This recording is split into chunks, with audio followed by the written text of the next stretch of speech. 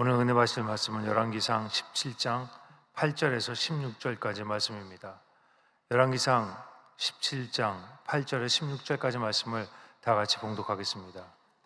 야훼의 말씀이 엘리야에게 임하여 이르시되 너는 일어나 시돈에 속한 사르밧으로 가서 거기 머물라. 내가 그곳 과부에게 명령하여 내게 음식을 주게 하였느니라.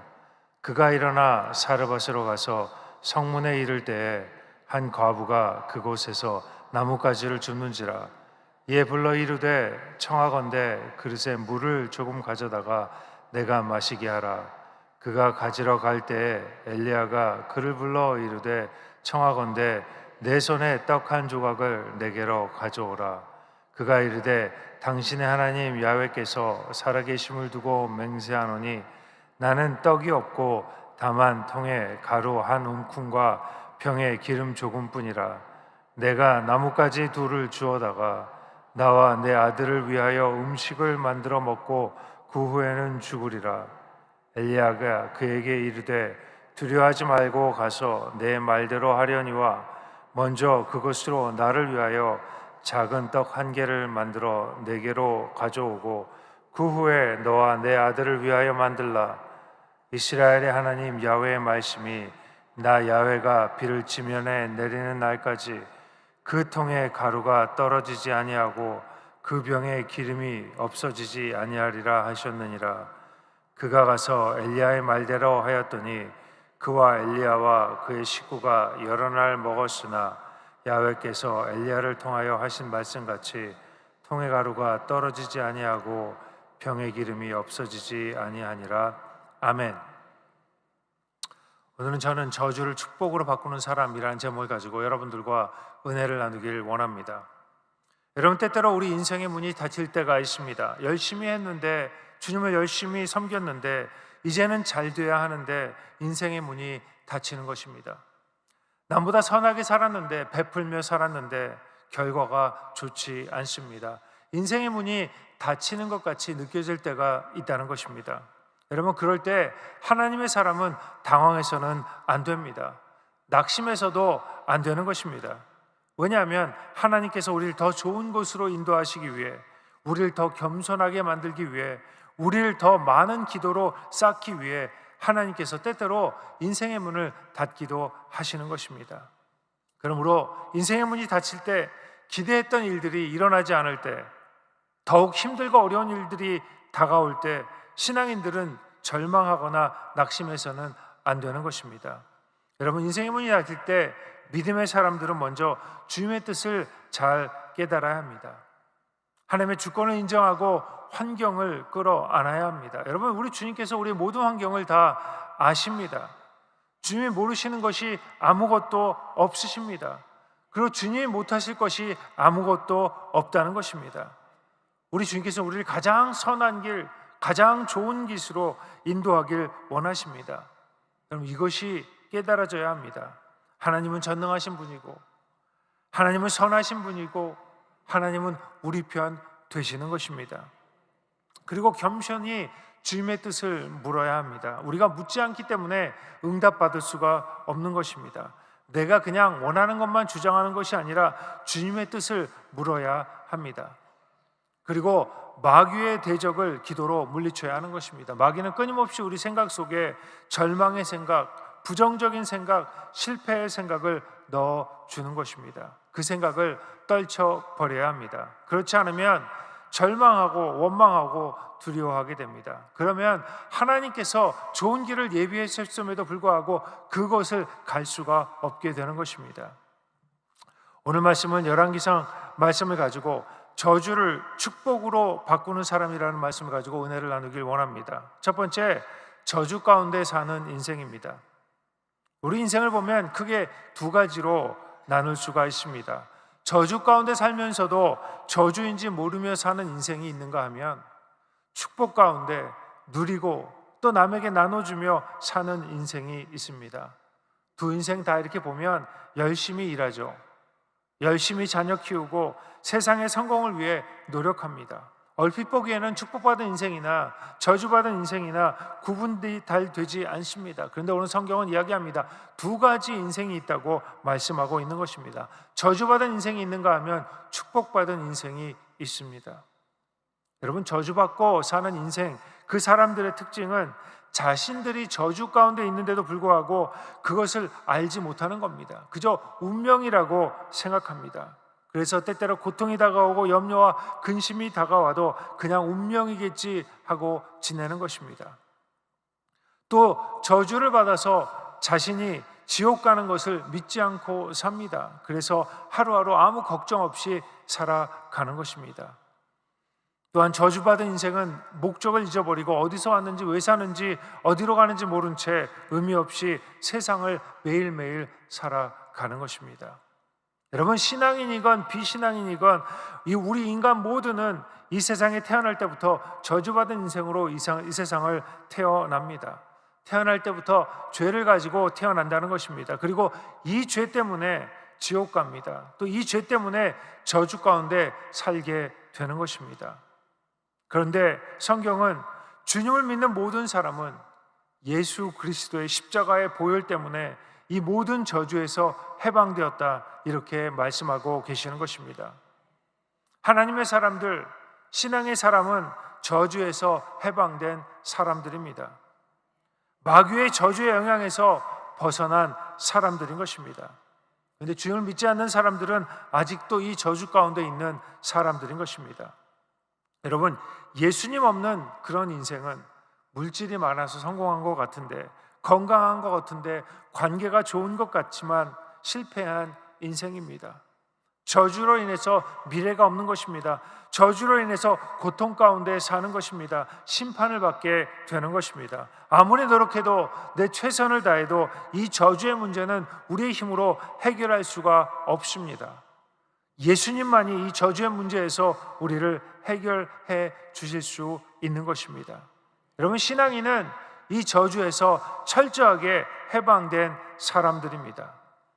다시 말해서 저주에서 축복된 삶으로 바꾸어진 사람들, 바로 이 사람들이 하나님의 사람인 것입니다. 더 나아가서 저주를 축복으로 바꾸는 사람, 이것이 바로 하나님의 사람입니다. 나의 저주뿐 아니라 내가 서 있는 곳을, 모든 곳을 다 축복으로 바꾸는 사람, 이런 사람들이 하나님의 사람인 것입니다. 저와 여러분은 하나님의 사람입니다. 여러분, 저와 여러분 안에는 이런 초능력이 있다는 것입니다. 우리가 예수 그리스도를 내 구주로 받아들이는 그 순간에 예수님의 능력이 내 안에서 나타나기 시작합니다. 주님은 나를 그저 축복의 사람으로 만들어 주셨을 뿐 아니라 우리를 저주를 축복으로 바꾸는 그런 사람으로 만들어 주셨다는 것입니다. 두 번째, 오늘 사르밧 과부의 이야기입니다. 오늘 본문은 엘리야 선지자의 이야기입니다. 엘리야는 하나님을 대적한 아합과 이세벨 앞에서 심판을 선포하죠. 그리고 바알 선지자들과 대결해서 큰 승리를 얻게 됩니다. 하늘에서 불이 떨어져서 제단을 다 태우는 그런 놀라운 역사를 이루게 됩니다. 그리고 큰 승리 후에 엘리야는 지치고 낙심하게 됩니다. 그래서 아합과 이세벨을 피해서 여러 곳을 도망다니게 됩니다. 갈 곳이 없고 먹을 것이 없을 때 하나님께서는 까마귀를 통해서 떡과 고기를 나르게 하시죠. 그리고 엘리야는 그저 그 까마귀만 바라보는 그런 인생이 되었습니다. 얼마나 답답했을까? 사람이 아닌 까마귀를 통해 도움을 받고 있었습니다. 그러다가 하나님께서 엘리야에게 말씀하십니다. 17장 9절입니다. 너는 일어나 시돈에 속한 사르밧으로 가서 거기 머물라. 내가 그곳 과부에게 명령하여 내게 음식을 주게 하였느니라. 하나님께서는 그곳을 떠나서 사르밧으로 가게 하십니다. 여러분, 하나님의 음성 듣기 쉽지 않습니다. 기도하고 묵상하고 귀를 기울여야 합니다. 그런데 더 힘든 것은 그 음성이 내 기대와 다를 때입니다. 그런데 그럴 때가 더 많죠. 우리가 이렇게 기도하고 기도했는데 그 기도와 그 기대와 다를 때가 너무너무 많이 있다는 것입니다. 여러분, 하나님의 음성은 들어도 이해하기 너무너무 어렵습니다. 그래서 의심하게 됩니다. 그래서 하나님의 음성에 순종하기 어려운 것입니다. 여지껏 까마귀의 도움을 받아 살다가 드디어 하나님의 음성을 듣고 좋은 날을 기대했는데 하나님께서 뭐라고 말씀하십니까? 시돈에 있는 사르밧으로 가서 과부에게 가라. 여러분, 시돈과 사르밧은 어떤 땅입니까? 시돈에 있는 사르밧은 이방 땅입니다. 하나님을 믿는 사람이 없는 그런 땅입니다. 만약 이스라엘 같으면 하나님을 아는 사람이 있고 엘리야의 명성이 있기 때문에 그들에게 도움을 받았을 텐데, 여러분, 이곳은 하나님을 믿는 사람이 없습니다. 그들이 엘리야가 누군지 아무도 모른다는 것입니다. 뿐만 아니라 그곳은 이세벨의 고향입니다. 그런 곳에 하나님은 가게 하는 겁니다. 그리고 성경이 뭐라고 이야기합니까? 과부를 만나라. 여러분, 그 당시 과부는 경제적으로 가난한 사람이었습니다. 뭔가 도움을 얻으려면 경제적으로 돈이 많은 그런 사람을 만나라라고 하셔야 되는데 그렇지 않습니다. 여러분, 엘리야는 이해가 되지 않았습니다. 그런데 여러분, 하나님의 사람에게는 순종밖에는 대안이 없습니다. 여러분, 하나님 음성은 대부분 이해가 되지 않습니다. 그런데 여러분, 하나님의 사람은, 저와 여러분은 그것이 이해가 되든 안 되든 순종하는 것입니다. 성경에 순종이 제사보다 낫다고 말씀합니다. 여러분, 주님이 보시는 것은 무엇입니까? 그 말씀에 순종하는가 안 하는가입니다. 아브라함에게 이삭을 요구하시죠. 이삭을 어떻게 요구하십니까? 내 아들을 죽여서 각을 떠서 제단에 던지라는 겁니다. 이해가 되지 않죠. 아니, 하나님이 야만인인가? 어떻게 내 아들을 죽여서 각을 떠서 바치라고 하는가? 전쟁에 나가는 기드온 군사들에게 이야기합니다. 소리를 지르라는 거죠. 아니, 전쟁에 나왔는데 싸워야 되는데 소리를 지르라고 명령하시는 것입니다. 도저히 용서할 수 없는 사람을 위해 성경이 뭐라고 이야기합니까? 기도하고 축복하라고 이야기합니다. 저 인간 정말 꼴도 보기 싫은데 성경이 뭐라고 이야기합니까? 저 인간을 위해서 축복하라는 겁니다. 이해가 되지 않습니다. 정말 때려주고 싶은데, 정말 욕하고 싶은데 그 인간을 위해서 축복하라는 겁니다. 아무리 생각해도 뾰족한 수가 없는데 성경이 뭐라고 이야기합니까? 도전하라는 겁니다. 엘리야는 시돈 땅 사르밧으로 갔습니다. 하나님이 무슨 뜻이 있겠지라는 생각으로 그는 거기를 걸어갑니다. 광야길 160km를 걸어갑니다. 그리고 엘리야는 성문에서 드디어 과부를 만납니다. 그는 그 과부에게 물을 달라고 이야기하죠. 그러면서 그 과부에게 떡을 가져오라고 명령합니다. 그런데 그 여인의 대답이 무엇입니까? 떡이 없다는 겁니다. 조금 남은 가루와 기름으로 나와 내 아들이 떡을 만들어 먹고 죽을 것이라고 이야기하죠. 기가 막히죠. 근데 거기에 엘리야는 더 염치 없는 말을 합니다. 오늘 17장 3절입니다. 엘리야가 그에게 이르되 두려워하지 말고 가서 내 말대로 하려니와 먼저 그것으로 나를 위하여 작은 떡 한 개를 만들어 내게로 가져오고 그 후에 너와 내 아들을 위하여 만들라. 이 사람들 먹고 죽을 것도 없는데 엘리야가 이야기하는 거죠. 먼저 나에게 떡을 가지고 와라. 벼룩의 간을 띄어먹는 그런 이야기입니다. 근데 그 여인은 그런 염치 없는 그런 요구에 불평 없이 순종합니다. 그리고 그 여인은 축복을 받습니다. 여러분, 그 여인은 저주 가운데 있는 그런 삶의 여인이었습니다. 여러분, 저주는 죄 때문에 사탄 마귀의 영향으로 사망과 고통 가운데 살게 되는 것입니다. 여러분, 이 저주는 죄 때문에 시작합니다. 사탄의 영향 속에 있는 것입니다. 그런데 이 여인이 받은 저주는 무엇이었습니까? 첫 번째, 가난하다는 것입니다. 여러분, 가난은 불편한 정도가 아니라 고통스러운 것입니다. 그 땅에 기근이 있었습니다. 그리고 과부였기 때문에 그는 가난의 저주에 있었습니다. 여러분, 가난은 경건의 모습이 아닙니다. 저주인 것입니다. 가난으로 고통당하고 괴로움 당하는 것입니다.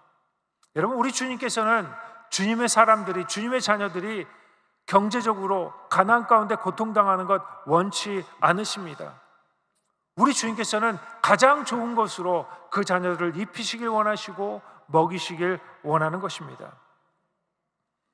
그런데 여러분, 가난보다 더 큰 저주는 그녀에게 소망이 없다는 것입니다. 여러분, 소망이나 기대가 없을 때 사람들은 뭘 합니까? 죽기를 원하는 겁니다. 내일에 대한 소망, 좋아진다는 희망이 없을 때 사람들은 절망합니다.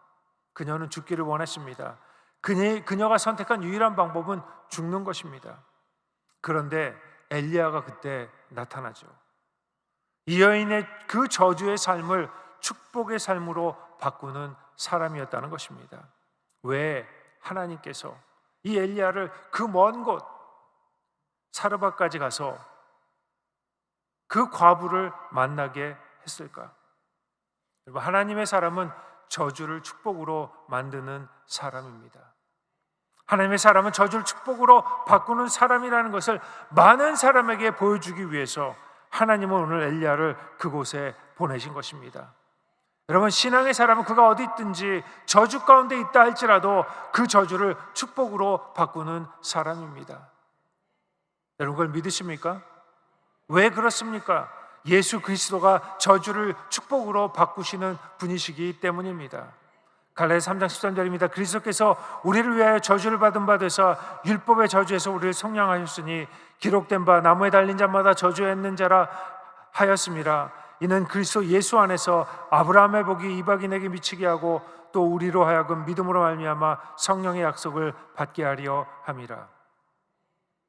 예수 그리스도가 우리에게 임하시면, 궁극적으로 복음이 우리에게 임하면 어떤 저주도 축복으로 바뀐다는 것이 오늘 성경의 말씀인 것입니다. 복음의 위대한 능력은 저주를 축복으로 바꾸는 것입니다. 우리 크리스찬은 저주를 축복으로 바꾸게 하는 사람들입니다. 여러분, 이것이 저와 여러분의 모습입니다. 아무리 저주의 환경이 있다 할지라도 복음이 들어가면 축복의 환경으로 바뀌게 됩니다. 병이 치료되고 관계가 회복되고 물질의 복을 누리며 살게 된다는 것입니다. 소망 없는 사람이 소망이 생기고 미움 있는 사람이 사랑의 사람으로 바뀌게 됩니다. 여러분, 이런 역사가 일어납니다. 누굴 통해서? 저와 여러분을 통해서. 여러분, 저와 여러분은 저주를 축복으로 바꾸는 사람입니다. 여러분, 그걸 믿으십니까? 그냥 축복받는 그런 사람들이 아니라 세상의 저주를 축복으로 바꾸며 사는 그런 인생이라는 것입니다. 누가 바꿉니까? 저와 여러분이 바꾸는 것입니다. 교회를 바꾸고 사회를 바꾸고 가정을 바꾸고 사람을 바꾸는 이 사명을 저와 여러분에게 주셨습니다. 이 능력을 우리에게 주셨다는 것입니다. 여러분, 불평 원망은 아무나 할 수 있습니다. 그런데 저주를 축복으로 바꿀 수 있는 사람은 신앙의 능력의 사람들만 할 수 있습니다. 세 번째, 저주를 축복으로 바꾸는 사람입니다. 여러분, 저주를 축복으로 바꾸는 사람은 하나님이 보내신 자리에 갈 줄 알아야 합니다. 여러분, 우리 주님께서 우리의 처지를 잘 아십니다. 우리가 기도하기 전에, 우리 입을 열기 전에 우리 주님께서 우리의 모든 처지와 우리의 모든 형편과 우리의 모든 부족함 다 아신다는 것입니다. 우리 주님은 절대로 실수하지 않으십니다. 주님이 우리를 보내실 땐 우리에게 특별한 이유가 있기 때문입니다. 그 자리가 비록 우리가 원하는 자리가 아니고 우리가 원하는 환경이 아닌다 할지라도, 우리가 이해할 수 없는 그런 처지나 형편일지라도 그 자리에 가는, 그리고 그 자리에 가서 믿음으로 순종하는 그런 모습이 우리에게 있어야 하는 것입니다. 엘리야는 도저히 이해가 되지 않은 그 자리로 갈 줄 알았습니다. 순종했다는 것입니다. 도저히 이해가 되지 않지만 그는 원망하지 않고 불평하지 않고 따지지 않고 입을 닫았습니다. 그리고 믿고 받아들이는 겁니다. 원망 없이 불평 없이 그 자리에 서 있는 사람, 저주를 축복으로 바꾸는 사람입니다. 여러분, 저와 여러분은 우리의 환경 가운데 입 다물고 그 자리로 갈 줄 알아야 합니다. 그러면 하나님께서 그 환경에 우리를 보내셨기 때문에 그 환경이 저주에서 축복으로 바뀌게 되는 것입니다. 하나님께서 보내신 환경이라고 현실을 인정하고 하나님의 계획하심을 기대하고 그 자리에 서 있는 사람, 주님께서 가라고 하셨기 때문에 그리로 가는 것입니다. 주님이 허락하셨기 때문에 주어진 환경을 끌어안는 것입니다. 그런 사람이 저주를 축복으로 바꾸는 사람입니다. 여러분, 우리 주님께서는 순종함으로 주님이 보내신 그 자리에 가는 사람을 원하십니다. 그리고 우리 주님께서 명령하시죠. 저주를 축복으로 바꿔라. 우리가 그 자리에 가기만 하면 우리 안에 계신 예수 그리스도의 그 능력이 우리를 통해서 나타나게 되는 것입니다. 그리고 저주의 환경이 축복의 환경으로 바뀝니다. 그럼 또한 저주를 축복으로 바꾸는 사람은 긍정적인 말의 선포를 할 줄 알아야 합니다. 여러분, 말이 인생을 좌우합니다. 말을 하면 생각이 바뀌고 그리고 환경이 바뀌게 되는 것입니다. 믿음의 세계는 이성의 세계와 다른 것입니다. 말이 지배하는 세계입니다. 말의 선포를 통해 영적 세계의 능력이 체험됩니다. 선포를 통해 치유되고 회복되고 축복의 통로가 되고 능력을 경험하게 되는 것입니다. 여러분, 영적 세계에서 말이 차지하는 비중이 굉장히 큽니다. 보이지 않는 그 말이 영적인 흐름을 좌우하게 되는 것입니다. 그렇기 때문에 우리가 늘 긍정적인 말과 적극적인 말을 해야 합니다. 그러면 어떤 일이 생기냐 하면 내 영적인 분위기가 바뀌기 시작합니다. 그리고 저주가 물러나기 시작하고 축복이 다가오게 되는 것입니다. 매일매일 선포하십시오. 나는 건강한 사람이다. 나는 축복된 사람이다. 내 자녀는 축복의 자녀다. 우리 교회는 축복의 교회다. 내 가정은 축복의 가정이다. 입으로 선포하면 영적인 분위기가 바뀌게 되는 것입니다. 또한 저주를 축복으로 바꾸는 사람은 신앙에 도전하는 사람입니다. 오늘 10장 3절에 보니까 엘리야가 그에게 이르시되 두려워하지 말고 가서 내 말대로 하려니와 먼저 그것으로 나를 위하여 작은 떡 한 개를 만들어 내게로 가져오고 그 후에 너와 내 아들을 위하여 만들라. 이스라엘의 하나님 야훼의 말씀이니 나 야훼가 비를 지면에 내리는 날까지 그 통의 가루가 떨어지지 아니하고 그 병의 기름이 없어지지 아니하리라 하셨느니라. 믿음의 능력은 도전을 통해 경험됩니다. 믿음은 번지 점프와도 같은 것이죠. 믿고 뛰는 겁니다. 여러분, 이러한 도전을 막는 것이 무엇입니까? 바로 두려움입니다. 여러분, 이 두려움은 저주의 능력을 흐르게 하는 동력이 됩니다. 여러분, 왜 가라앉는 배에 가만히 앉아 있습니까? 두려움이 있기 때문입니다. 엘리야는 두려워하지 말고 도전하라고 그 여인에게 도전합니다. 결국은 선택하라는 것입니다. 말도 안 되는 약속의 말씀을 붙잡을 것인가 아니면 내 생각을 붙잡을 것인가. 여러분, 믿음은 선택입니다. 하나님 말씀을 선택할 것인가 아니면 내 생각을 선택할 것인가. 많은 사람들이 하나님의 말씀을 붙잡지 않고 현실을 붙잡습니다. 그리고 죽습니다. 약속의 말씀을 붙잡고 도전하는 여러분들 주님의 이름으로 축원합니다. 신앙에 도전이 있어야 저주를 축복으로 바꿀 수가 있습니다. 믿음의 씨를 뿌려야 합니다. 믿음의 첫 발을 디뎌야 하는 것입니다. 여러분, 이스라엘 백성처럼 요단에 먼저 들어가야 하는 것입니다. 그래야 기적이 일어납니다. 베드로가 물 위를 걷기 위해 배에서 나와서 발을 물에 담근 것처럼 여러분, 우리 주님께서는 그 믿음의 첫 발을 우리에게 요구하시는 것입니다. 그리고 우리가 믿음의 첫 발을 디딜 때 저주가 축복이 되는 놀라운 역사를 경험하게 될 것입니다. 저와 여러분은 저주를 축복으로 바꾸는 사람입니다. 이 아침에 그게 깨달아지는 은혜가 있게 주님의 이름으로 축원합니다. 그러기 위해서 여러분, 하나님이 보내신 자리에 갈 줄 알아야 합니다. 긍정적인 말의 선포를 해야 하는 것입니다.